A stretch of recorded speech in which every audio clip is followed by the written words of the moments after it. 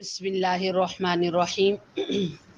آج جو آپ کا سبق ہے وہ اللہ کے رسول صلی اللہ علیہ وسلم کی یہ حدیث پاک ہے کہ اللہ کے رسول علیہ السلام نے ارشاد فرمایا، الانات من اللہ والعجلۃ من الشیطان، کہ الانات من اللہ بردباری، انتظار، وقار یہ اللہ کی طرف سے ہے، والعجلۃ من الشیطان اور جلد بازی شیطان کی طرف سے ہے۔ یعنی اس کا کیا مطلب ہے کہ جب انسان کوئی بھی کام کرنا چاہے تو اسے ہر طرف سے دیکھے اور پھر اس کام کو کرے، اور جب کوئی دینی کام ہو خاص کر کے جیسے نماز پڑھنی ہے تو پھر جلد از جلد یہ نہ دیکھے کہ ابھی تو بہت وقت ہے، جب آئے گا تو دیکھ لیں گے، بلکہ نماز کا وقت جیسے پہلے اسباق میں بتایا گیا ہے کہ نماز کا وقت آنے سے پہلے آپ کا وضو ہونا چاہیے۔ اس کا طریقہ یہ ہے کہ آپ جب بھی واش روم جائیں تو آپ وضو کر کے آئیں۔ حضور اقدس صلی اللہ علیہ وسلم جب معراج شریف پر گئے تھے تو آپ نے جوتوں کی آواز سنی جنت میں، تو آپ نے پوچھا یہ جنت میں کون چل رہا ہے جس کے پاؤں کی آواز آ رہی ہے؟ تو لوگوں نے بتایا کہ حضرت بلال رضی اللہ تعالیٰ عنہ ہیں، فرشتوں نے بتایا۔ تو آپ نے فرمایا کیا بلال فوت ہو گئے؟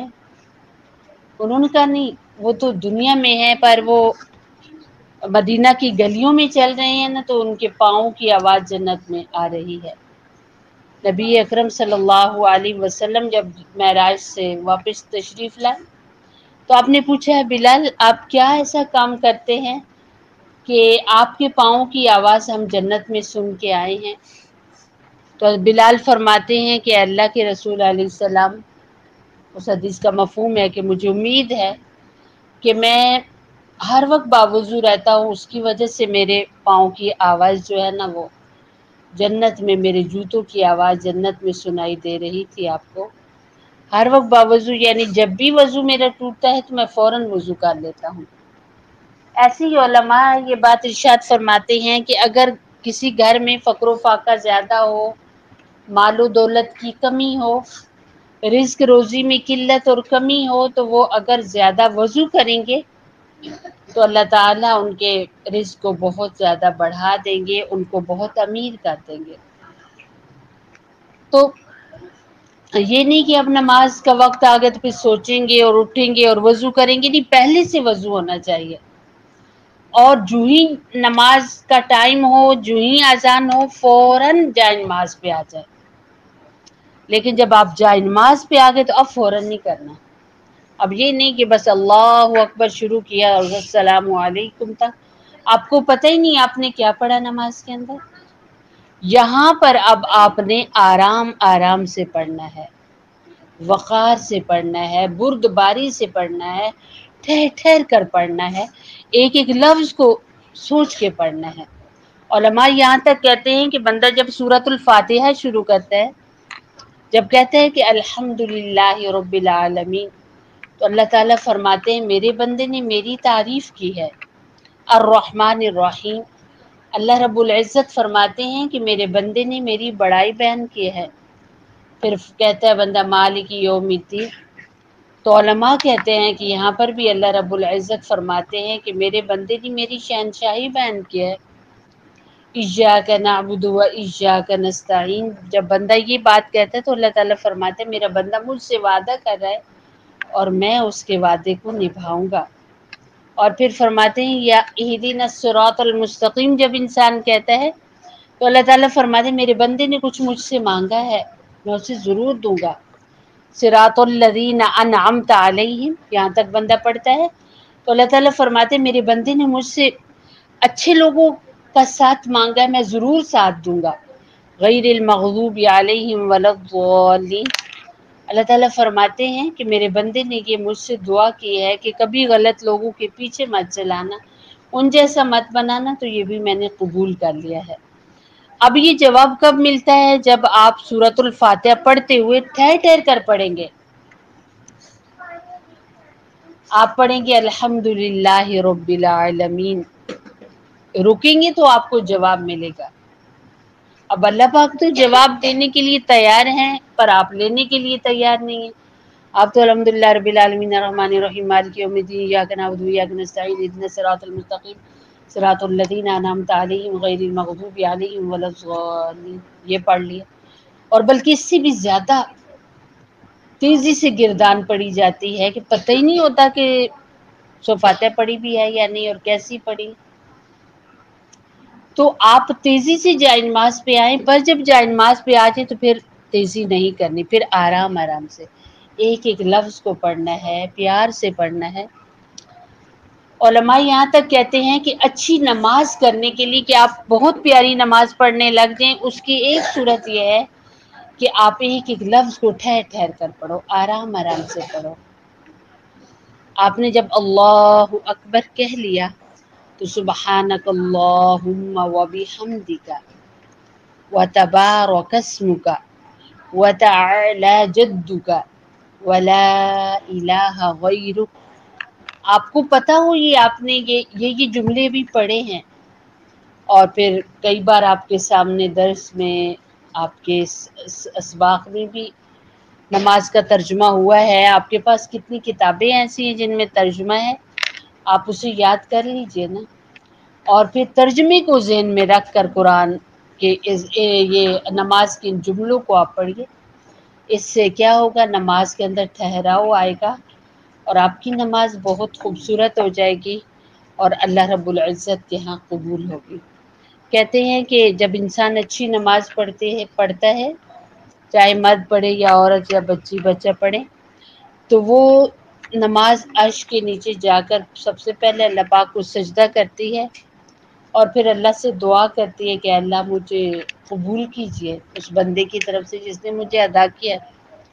اور جب بندہ اچھے طریقے سے نہیں پڑھتا تو وہی نماز پرانے کپڑے کے اندر لپیٹ کر اس بندے کے منہ پر ماری جاتی ہے، اور وہ نماز بد دعا دیتی ہے کہ اللہ آپ کے دربار سے جس طرح اس نے مجھے برباد کیا ہے نا، آپ نے مجھے اس پر مارا ہے، اے اللہ آپ بھی اس کو برباد کر دیجئے۔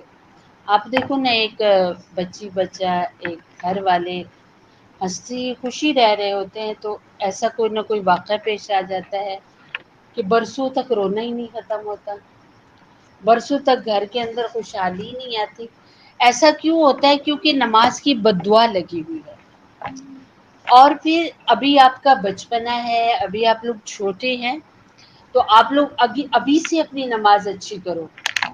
آپ نے یہ سوچ لیا کہ ابھی میں تو چھوٹی ہوں یا میں چھوٹا ہوں، مجھے کیا ضرورت ہے ابھی آرام سے پڑھنے کی۔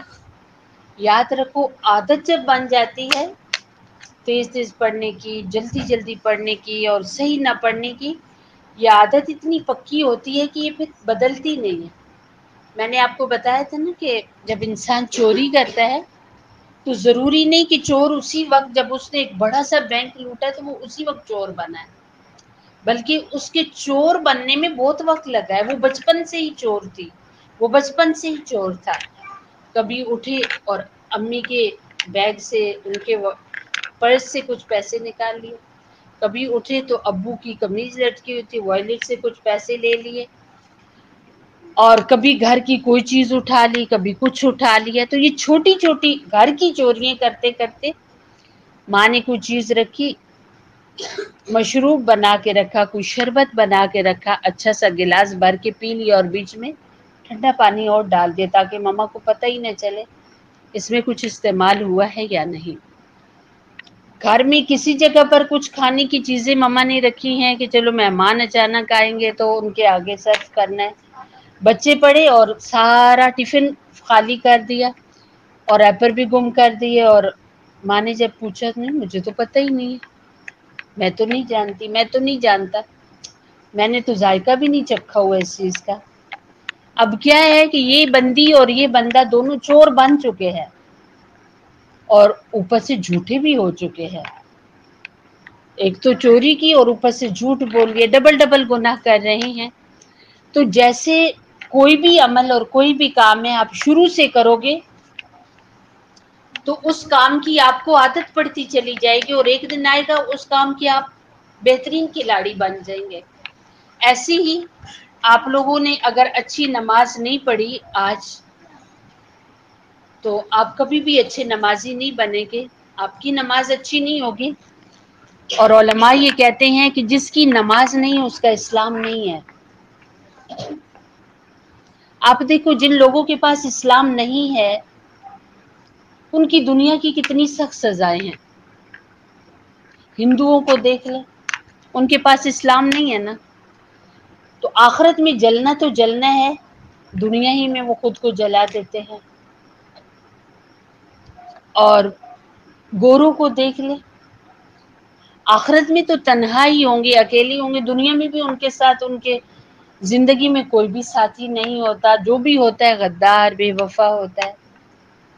اور بھی ان کے علاوہ کتنے ایسے اسلام کے علاوہ، مسلمانوں کے علاوہ مذاہب کے لوگ ہیں، اور ایسی بھی لوگ ہیں جو کسی مذہب سے تعلق نہیں رکھتے، ان کا جینا بہت برا ہے، ان کی آخری وقت بھی بہت برا ہے۔ اور ان کی آخرت میں کے بارے میں تو قرآن میں آتا ہے کہ اللہ تعالیٰ ایسے لوگوں کے لیے تو ترازو نہیں رکھے گا کہ وزن کیا جائے ان کے عملوں کا۔ یہ صرف مذہب اسلام ہے جو دنیا میں بھی عزت دلاتا ہے اور آخرت میں بھی۔ اور جس انسان کی نماز نہیں اس کا اسلام نہیں ہے، وہ بندہ بالکل مسلمان نہیں ہے۔ اللہ کے رسول علیہ السلام جب کسی جگہ پر اپنے شاگردوں کو بھیجتے تھے دعوت دینے کے لیے اسلام کی طرف، تو فرماتے تھے نمازوں کے وقت میں وہاں پر داخل ہونا۔ مطلب کیا ہے کہ اگر وہ لوگ اذان کہیں، نماز پڑھیں تو وہ مسلمان ہیں۔ آپ دیکھو کہ اسلام کے اندر، ہمارے مذہب کے اندر نماز کا جو مقام ہے وہ سر کا مقام ہے۔ اب ایک جسم ہے، بہت خوبصورت کپڑے پڑے ہوئے ہیں، سجا دھجا ایک بندہ، پر اوپر سر ہی نہیں ہے، تو مردہ ہے نا، اس میں جان نہیں ہے۔ اسے لوگ اس کے خوبصورت ڈریسز کو دیکھ کر، اس کی جیولری کو دیکھ کر، اس کی بہت اچھی چپل دیکھ کر یہ نہیں کہیں گے کہ چلو جی اسے بیڈ پہ بٹھا دو، اسے کسی چیئر پر بٹھا دو، اسے کسی جگہ پر ڈیکوریشن کے طور پہ رکھ دو، نہیں کہیں گے اسے زمین کھود کر اس کے اندر ڈال دو، کیونکہ یہ ہے ہی نہیں جیتا بندہ۔ آپ کے پاس سب کچھ ہے، آپ کے پاس آپ کی نماز نہیں ہے، تو پھر آپ کے پاس آپ کا مذہب نہیں ہے۔ اور اگر مذہب نہیں ہے تو پھر کیا بنے گا؟ اتنی ہلکی سی گرمی بھی برداشت نہیں ہوتی، تو غیر مذہب کے لوگوں کو تو سیدھا دوزخ میں ڈالا جاتا ہے، سیدھا تو جہنم میں جاتے ہیں۔ آپ دیکھو کہ ایک وہ واقعہ آتا ہے نا کہ ایک بہت بڑا علامہ کو شخص تھا، پڑھا لکھا بندہ تھا، مذہبی اسلام کی ایک چھوٹی سی چیز پاکی، کہا جائے تو پاکی تو بہت بڑی چیز ہے نا، اسلام میں پاکی کا بہت بڑا مقام ہے۔ پاکی ہے تو آپ قرآن کو ہاتھ لگا سکتے ہیں، پاک صاف ہے تو آپ نماز پڑھ سکتے ہیں، پاک صاف ہے تو آپ کوئی اچھا کام کر سکتے ہیں، پاک صاف ہے تو آپ قرآن پڑھ سکتے ہیں۔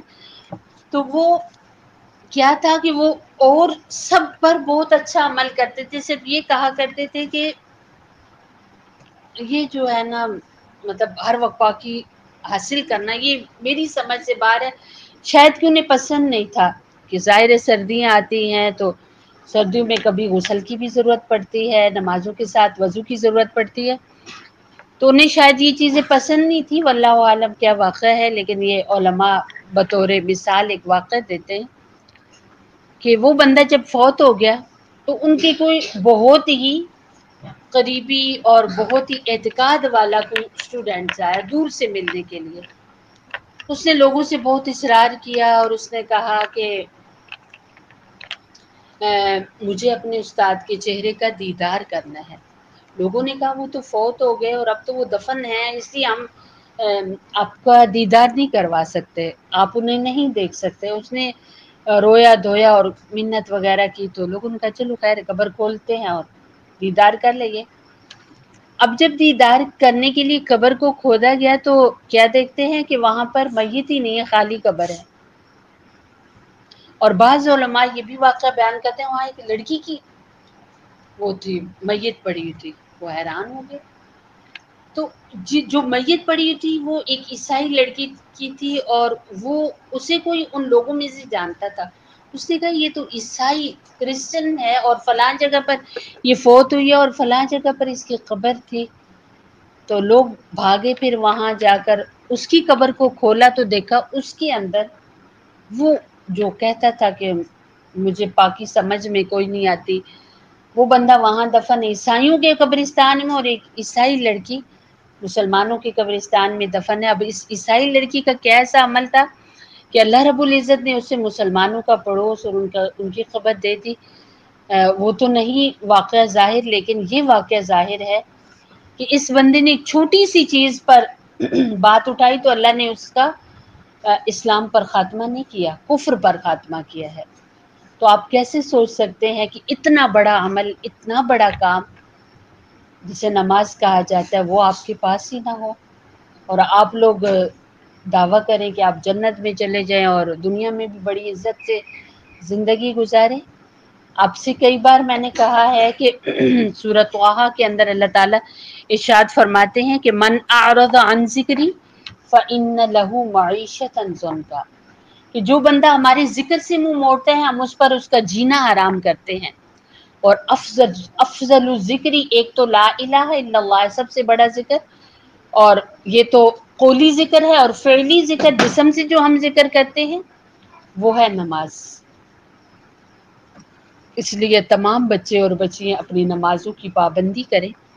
نماز کا اور کسی بھی اچھے کام کا جب وقت آئے تو اس میں تیزی سے اس عمل کو کرنے کی کوشش کریں. جب وہ عمل کرنے لگیں، جب وہ کام کرنے کے لیے پہنچے اپنی جگہ پر، جیسے وضو کر لیا، تیار ہو گئے، جائے نماز پہ پہنچ گئے، اب تیزی نہیں کرنی. اب الانات من اللہ، اب آہستہ آہستہ اس کو پڑھنا ہے، بہت خوبصورت طریقے سے نماز کو پڑھنا ہے. بالکل ایسے جیسے آپ شادی بیاہ پہ جاتے ہیں تو بعض بچیاں پارلر پہ تیار ہوتی ہیں، بعض گھروں میں تیار ہوتی ہیں، تو پارلر والی کو چونکہ پیسے دے ہوتے ہیں نا، کہتی کیا جلدی ہے، مجھے اچھا سا تیار کرو نا، میرا صحیح بیس بناؤ. کتنا شور ہوتا ہے. گھر میں بھی بار بار شیشے کے سامنے کھڑے ہو کر بیس بنا چکی ہوتے ہیں، پھر صاف کر کے پھر نئے طرز سے، نہیں یہ اچھا نہیں لگ رہا.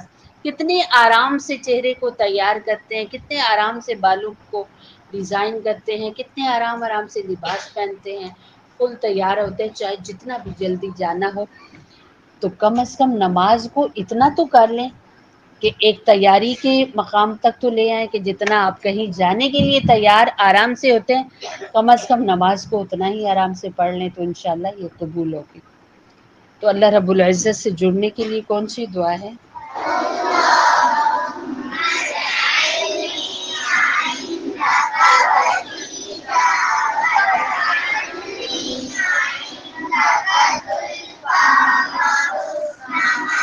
اور نبی اکرم صلی اللہ علیہ وسلم سے محبت کے لیے